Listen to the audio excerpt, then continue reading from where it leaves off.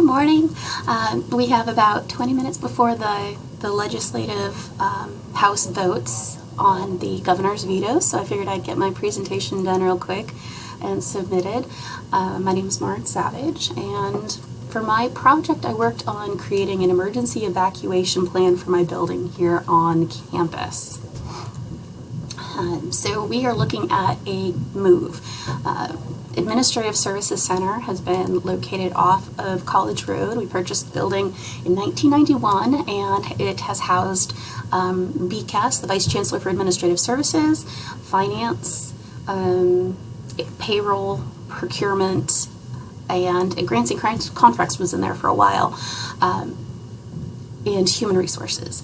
So we were notified that in September we're going to be moving from our building, you can see here on College Road, the little one with the trees, over to the Lathrop Hall dormitories. They are being lightly renovated and no longer used for students, so we're going to be moving over. So I thought for my project that coming up with an evacuation plan that was a little bit more robust than what we've had in the past, and for this new building would be a good idea.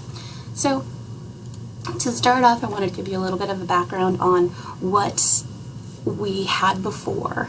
This is our current building layout. This is the first floor, and this other one here is the second floor. And you can see there's a lot of little office spaces, but it's a two-floor, fairly small building.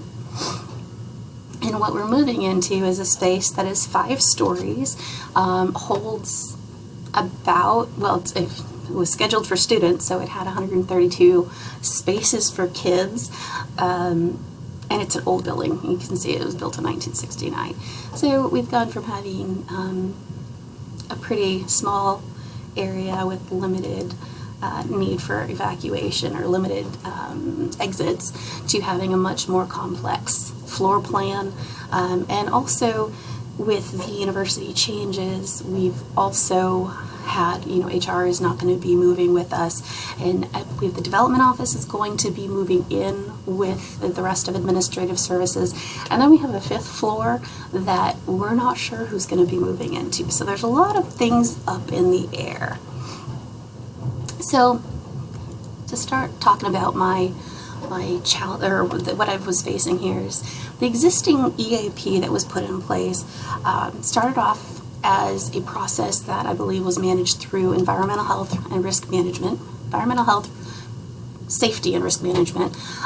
It was really bare bones, or it is really bare bones. It was set up to just meet the OSHA requirements for safety. The one from my office was originally adopted in 2015. It was revised in 2017. The plan itself has got some conflicting information. One thing I had found was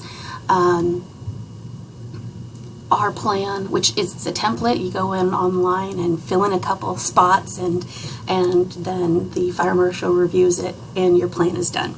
But looking at the plan that we had in place, it indicated things like we didn't have an automatic or a defibrillator, an AED device in our building, according to the plan. However, there's one down the hall. It's there. We just haven't had any training on it, or at least I haven't. And I've been in this building for 19 years. So there's conflicting information in there. It's never been practiced. A couple of years ago, I was doing a business continuity plan for our office, and when I went around the office and asked the staff, who's all been here longer than I have, where the evacuation points were, everybody pointed to different doors. We've got 3 exits, standard exits to the outdoors, and everybody was like, that way, that way. So that was a problem. We've never done an evacuation drill in any sort. The one time that we did something similar, the fire department came to put out a big fire in our trash bins outside. And that was kind of a cluster for our building. Nobody was real sure what to do. So we do have one evacuation point identified within our current plan, but there's 2 different places on our property that have signs saying that they're essentially rally points. So that's another issue that seems to be conflicting. We had some departments that don't have any role takers assigned within our plans, departments that are now in our building who aren't included in the plan because they're new.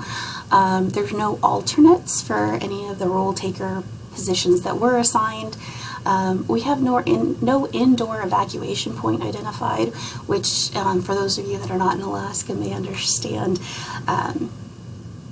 if we have an evacuation for any reason and it's in the wintertime when it could be between 30 and 50 below, that's really problematic to have nowhere identified ahead of time that people can go to. It would be scrambling last minute to find somewhere, probably a business next door, that we can go in and intrude in their space. Also, within our current plan, there was multiple role takers identified that were all supposed to report to whatever incident command responded to an event at our place, which seems also to be really problematic. If 15 people are going to go and report who is and is not there, it's not very comprehensive, I don't think. So I wanted to start talking about the challenges that I was facing in putting together my plan. The first is that it's fiscal year end, and I work in a finance-related department in procurement, so it's been really busy. It's really busy for everybody that I've been working with. The current budget issues have definitely put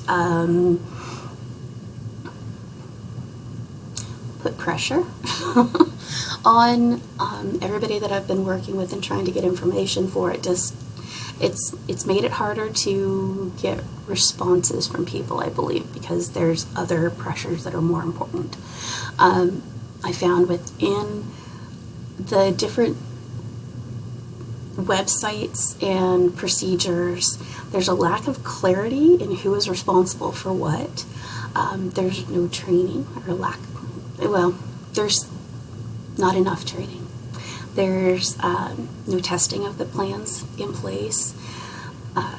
So the responsiveness of others has been problematic. A lot of information I was able to glean, but there was some assumptions I had to make, and I reached out to a number of different individuals within our campus and UW and a couple other places, and getting responses back from people when it is a busy time of year has been really a challenge.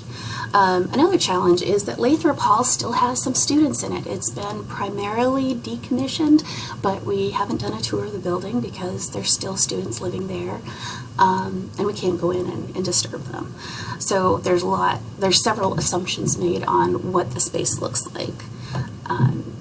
With all of the different departments moving over there, the office assignments are still not finalized. So when I was coming up with who the rule takers would be for each department or each floor, I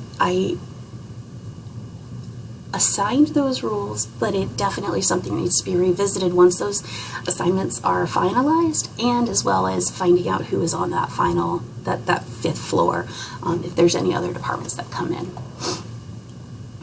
So I'm going to pull up my plan. Actually, let's start with the old plan.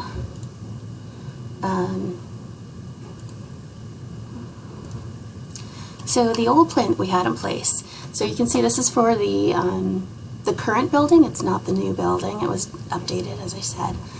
It's very brief. It is 17 pages, but there's not a lot of specificity in here. It's very general. It's a lot of, like, if we go down to the training and drill section, it essentially says everybody should come up with a plan to do it. Well, if this is the building plan, this should, in theory, have all that information included in here for training and testing. And I wasn't real happy with it. Also, a lot of, here's where you see the AED says that there's none in our building, which there is. So again, it's compliant. It's not awful. It's just not enough, I don't think. So anyways, let me open up my plan.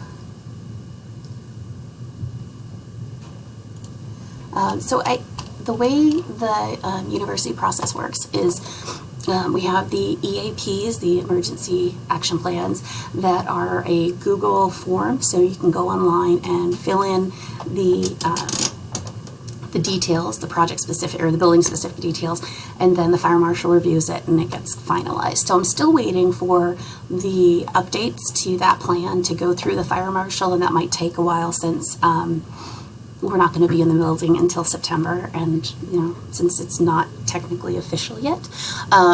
So I worked on that part, but a lot of those same basic details I put into a more detailed plan, which I was hoping to attach to the EAP as a building specific, detailed, more robust evacuation plan that can be used. So I'm going to pull that over here.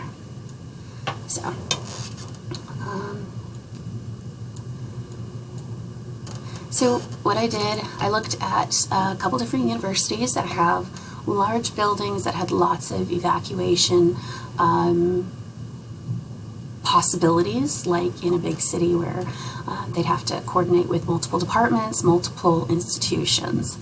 I've got the list of the offices that I believe are going to be located in here.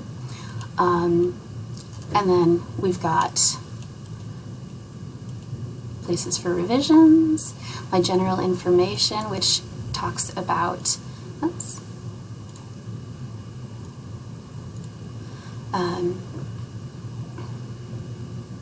compliance and where this is geared towards meeting and OSHA and Alaska requirements. Responsibilities and duties. So here I put in the responsibilities of staff and students, and then I believe besides having a facilities or building coordinator, which is what we've got right now, I believe we needed to have somebody who's specifically the evacuation coordinator and people who are assigned as evacuation role takers, not assumptions, having them named and having training. So everything highlighted in blue is including the recommendations that I've got. You can see here it says they're going to receive specialized training from OEM. There is no current training for evacuation coordinators or facility coordinators that's specific to evacuation beyond saying building coordinators need to make sure there's an EAP plan in place. So I have the list of duties for the coordinator.